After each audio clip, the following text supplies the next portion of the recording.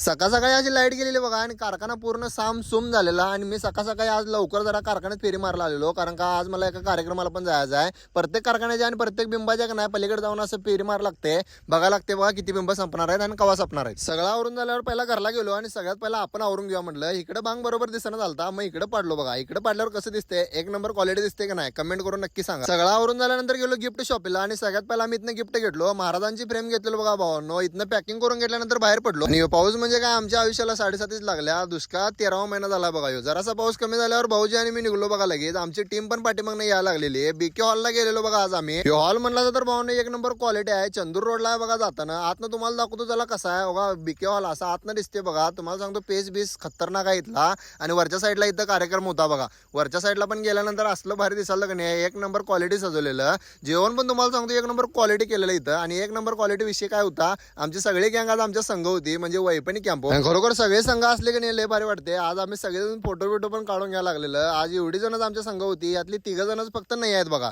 तुम्हाला सांगायचं राहिला म्हणजे एक सगळ्यात मोठा विषय ह्याच हॉलमध्ये का नाही सेल्फी पॉईंट बी आहे बघा. इथं तुम्ही का नाही निवांत उभारून फोटो काढू शकताय. हे बघा अशा पद्धतीने आहे बघा सेल्फी पॉईंट. एकदम एका कोपऱ्यात आहे पण भारी आहे. आणि हे सगळं आवडल्यानंतर आम्ही चाललो घराकडे. व्हिडिओ कसा वाटला कमेंट करून नक्की सांगा. व्हिडिओ आवडल्यास नक्की लाईक फॉलो आणि शेअर तेवढं करा. भेटूया पुढच्या व्हिडिओ. चला.